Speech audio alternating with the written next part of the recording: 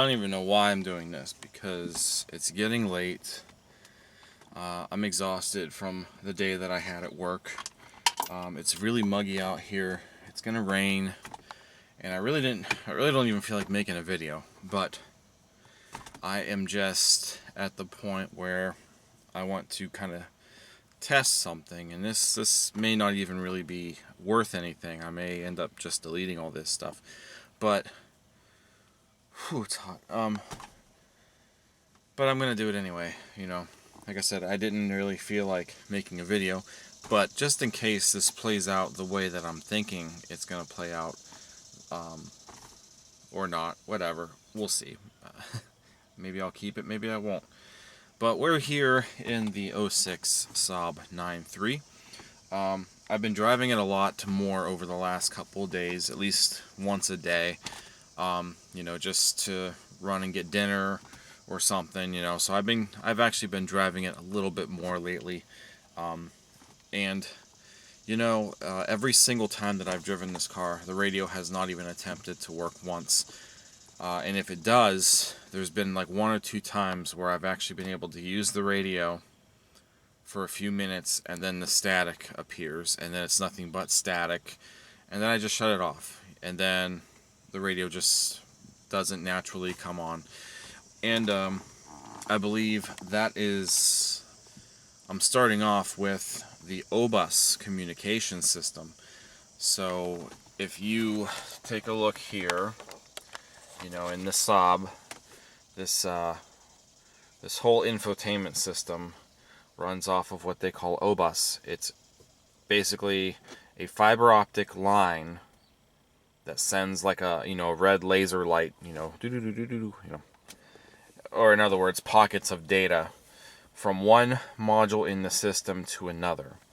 And basically, all of these modules have to have a continuous loop of information in order to work and run properly.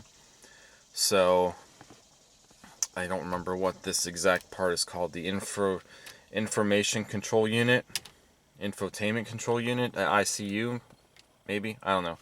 But basically, this guy has to wake up when the ignition or power feed is on, sends an OBUS signal to the audio control module, which is behind the CD player. It's actually behind this here. So then the audio control module pretty much has to send the OBUS info to the CD player, because the CD player, we sadly found out the hard way, is its own module. So it needs to communicate, and then that sends a signal to under the driver's seat, which is the amplifier for the entire audio system. The amplifier sends its signal to, from here, depending on what other options this car has in that system, GPS tracking for navigation, if you had navigation. This car doesn't. If you had the upgraded sound system, there's an amplifier usually in the trunk area that would have to receive the signal. But all those other modules have to complete their signal and basically return back to where it began. Now, I don't know if that's the exact path that these take. I tried looking up the information, and I think it's close. But either way, that little red light has to travel through all of these fiber optics, and they have to make it back to the starting point.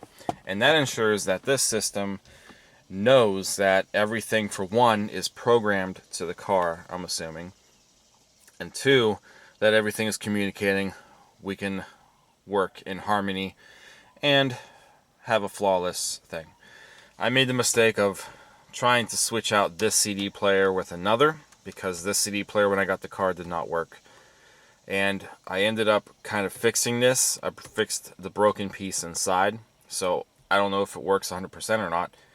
It takes a CD and it, takes it in but spits it out. So I know the issue that I had is fixed, but it's not playing anything because I ended up, I think, locking it out because I stuck a foreign unit in there. So At this point, I do believe communication is being cut off through the CD player because it is not the proper unit. It's almost like a anti-theft issue. So I think that's where we went wrong, and the signal is not traveling throughout the entire system. This is a Saab CD player, just like this one, only I have it all torn apart. I actually needed a cable that I destroyed in this one. We went to the junkyard and found this one a long time ago. So it's just, in pieces.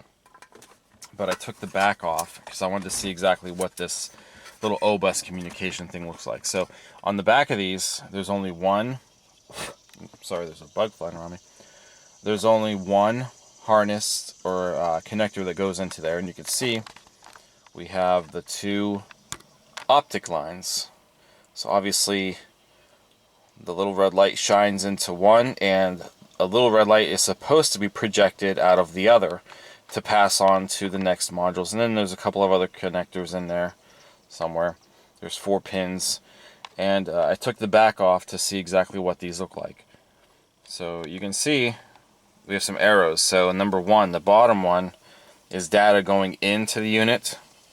I'm assuming that bottom black wire there travels through into the proper circuit board that says, hey, this is the correct stereo that's programmed to the car or something, because from there I'm sure something has to project that little red light back to the top wire.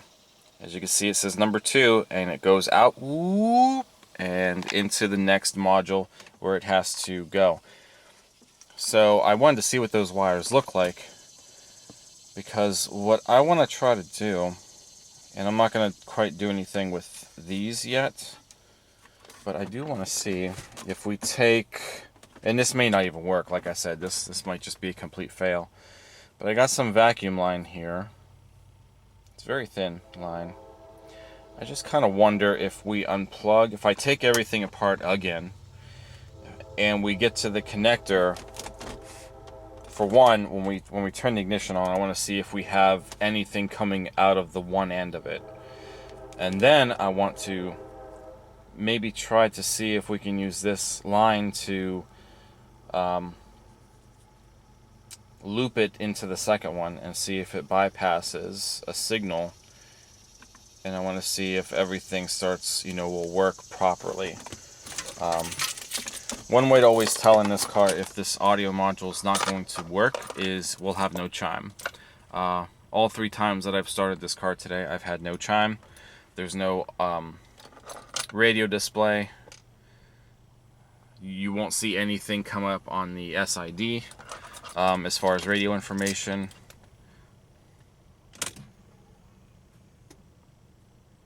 And as you can see, there's no chime. So yes, the system's still dead. I can hit the power button. Nothing.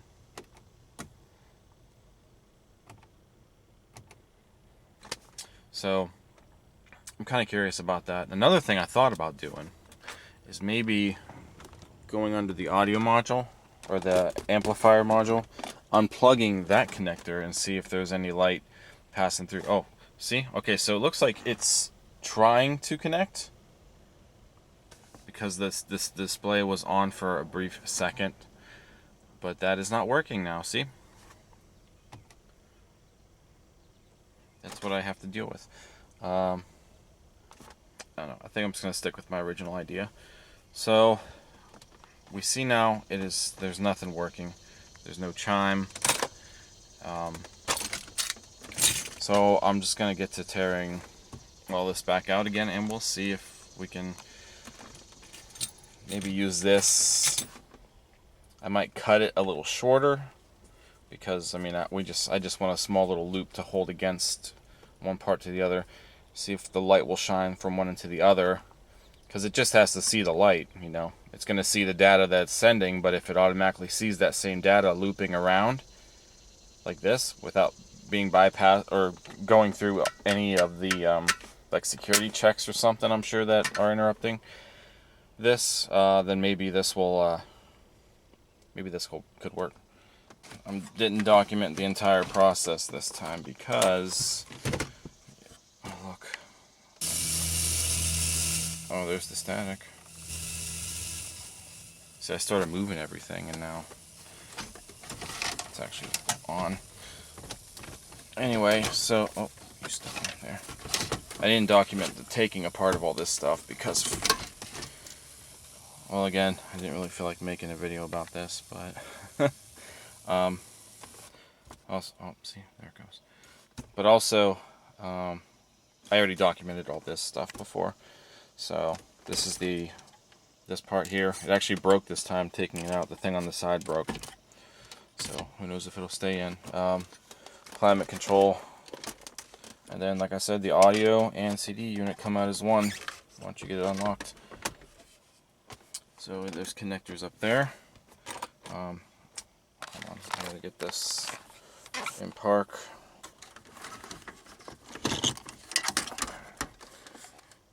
And put the key and stuff off. This is a pain to put back together too, because of these climate control wires are so, you know. Alright, so here's the CD player connector, and look, so there's one light that's kind of shining. I don't know if you can see it. Yeah, you can totally see that. Alright, so what I want to do I have anything to cut this? Probably not. Kind of cut it like this. I wanted to make sure I cut it in a way where it's not going to get pinched. Hopefully that'll be okay. It's not perfectly, I didn't think about that part. Like I said, this may not even work. This might be too long still. That's way too long. I totally overshot that. This tubing might not work for what I want to do. Okay, hold on a second. I don't even remember. I honestly do not even remember what this tubing was for. Where I even got it.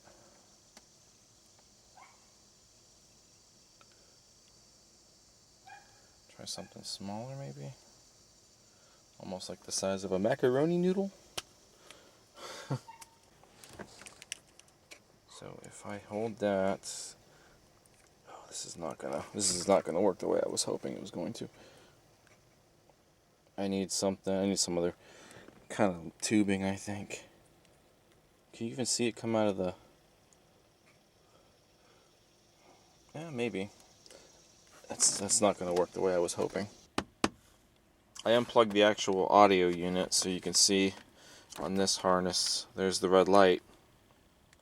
But because we broke the system again by unplugging that, down here on the CD player audio connector, you don't see the light anymore because the chain is broken. So if I plug the audio unit back in, you'll see that the CD player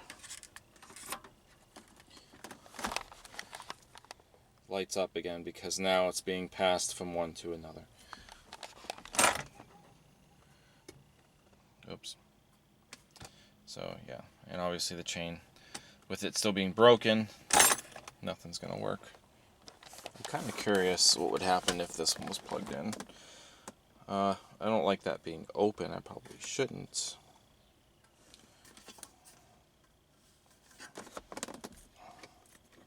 It's too short. Oh, not really. I just wonder if it would act differently.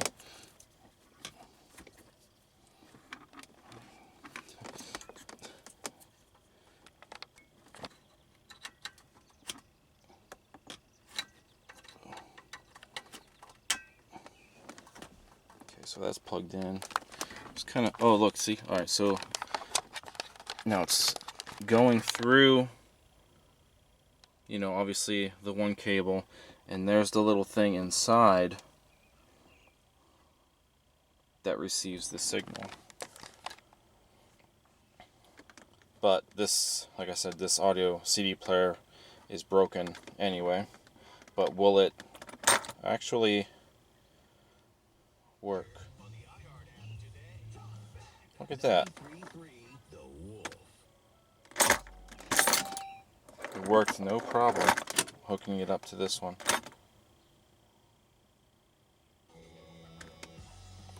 I can't have the music playing because of copyright. Interesting.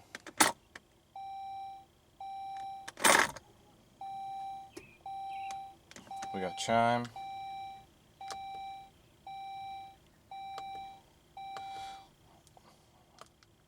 Wow, the source actually changes a lot quicker too. So like all of the, going from like one thing to another. So if I hit CD player, it says no CD. I don't have the face on there. The face broke on that one. I'd have to use the face from that one. If I hit source again, it doesn't lag. Like I could hit source all I want and it just lags all the time. That's very interesting that it being plugged into this broken junkyard unit, this is actually working a lot better. I'm very interested in why. So I'm going to shut this off, pull the key out. I'm going to unplug this again. And now, obviously, we broke our chain. Let's plug the original unit in.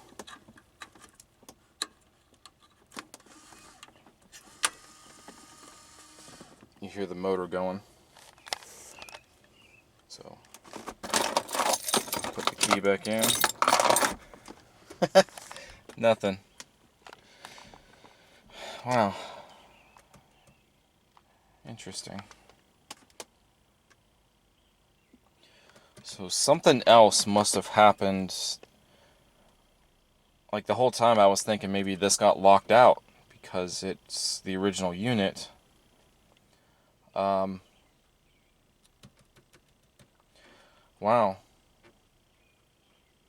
So something else must have happened maybe when I had it apart.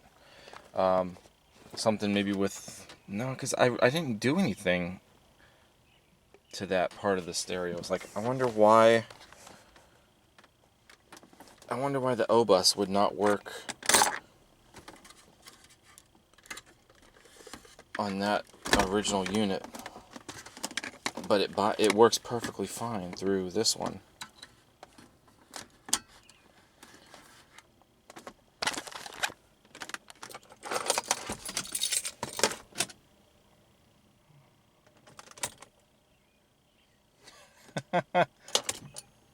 For real, chime and everything.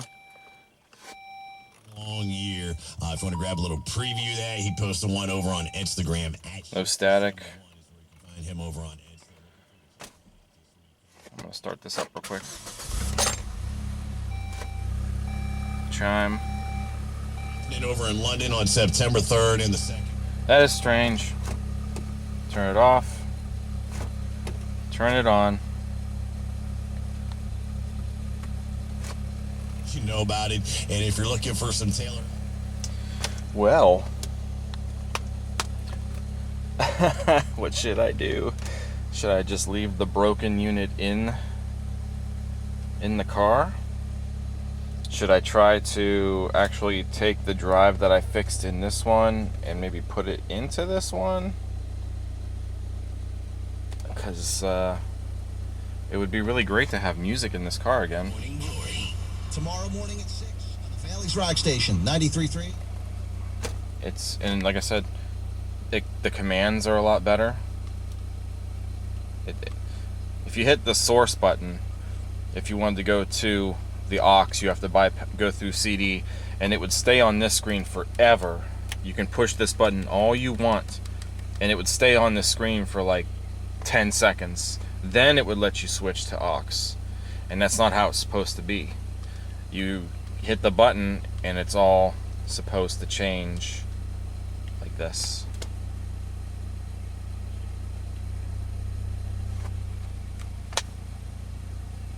Wow. I was not expecting that to actually work like that.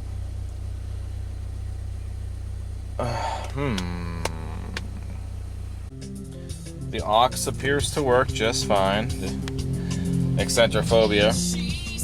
is non-copyrighted music, because that's me in 2006. So that works just fine. I don't know. I'm at a loss here for. My initial thought was maybe finding a way to take those fiber optic cables there and kind of put them together in this unit. But this apparently seems to work well as is for some reason.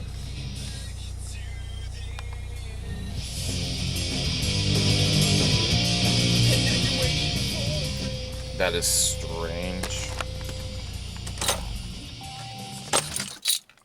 It shuts off, which is good because sometimes it would stay on. Goes straight to radio, I think. I don't know why. They all do that, I think. The SID is working, obviously. It's got radio display on the bottom. We'll go to aux. It's playing, no static. Wow. I spent a lot of money on this too, just for a stupid wire on the inside. And apparently it's working fine. So the money, I guess, was well spent.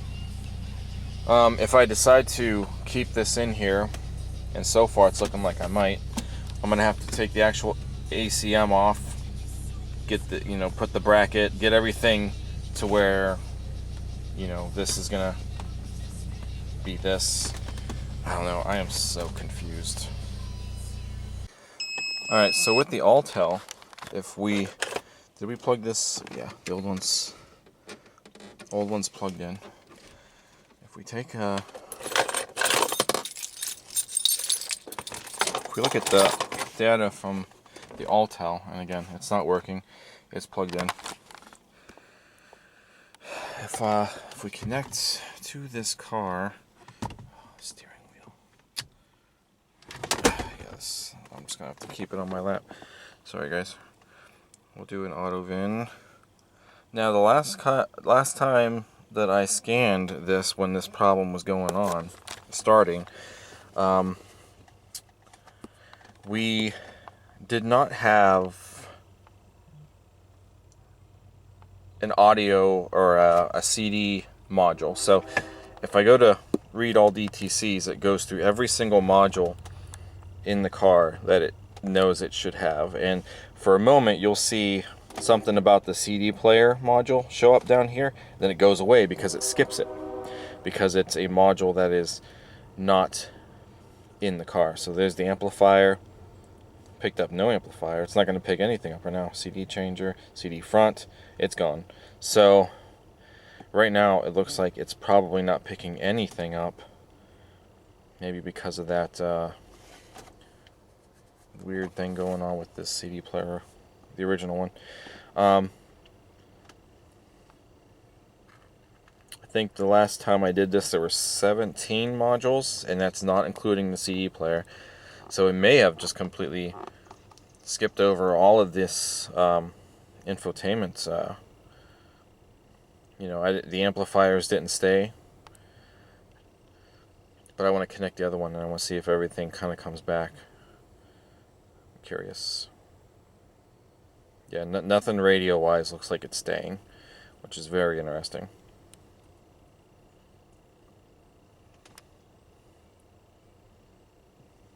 Yeah, 16. So there's nothing here in regards to audio. Nothing. Alright. So I'm going to escape out of this real quick. I'm going to try to swap out all of this. So we'll set this down real quick. Get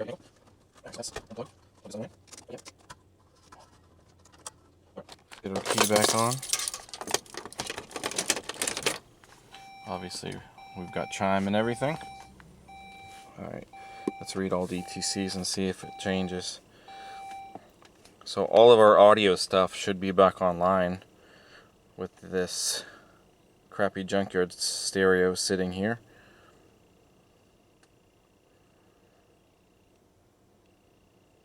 Amplifier 1 stayed on the list. Now it's got a fault code. We'll see what that is. CD front stayed. 2 faults. Boom. So that CD player, for some reason, is completely dead. Absolutely dead. Both of our audios are actually here, which means they're online. The list had 15 modules total, so we should have like 17 now by the time this list is over, so that should be everything, I think. It's amazing how many modules a car has.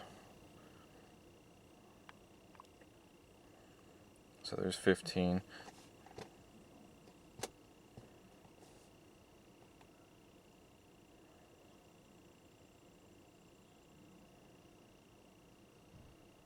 $17 modules.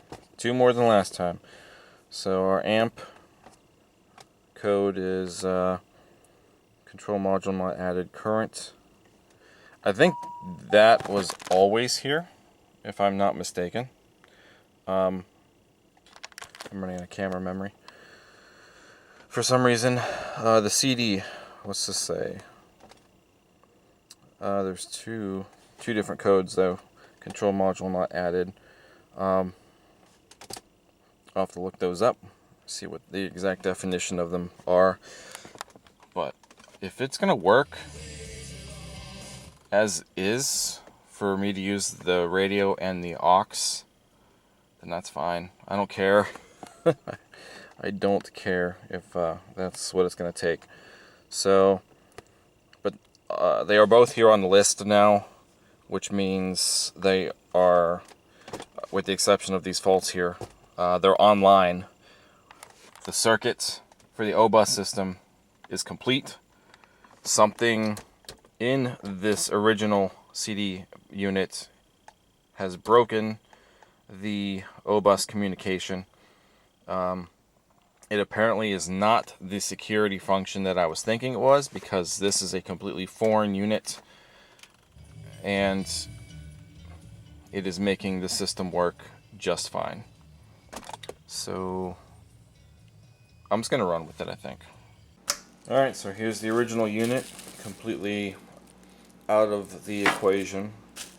Took the face of it off, put it on the junkyard unit. The junkyard unit is empty. I took the broken drive out of it, and then I put some electrical tape across the connections where the ribbon would be. So it's all together. I'm gonna go plug this in, put this car back together, even though it's dark outside, but I want to get it over with. Alright, well, putting it back together really didn't take all that long. Yeah, I broke the little thing on the bottom. You can see the one side comes out, but that's alright. The actual CD part lights up now. The button obviously is not going to do anything. Yeah, so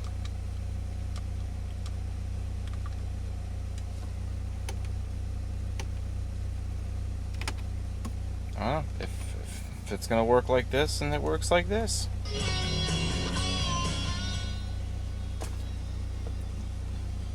We'll see. Go straight to aux, so that's cool.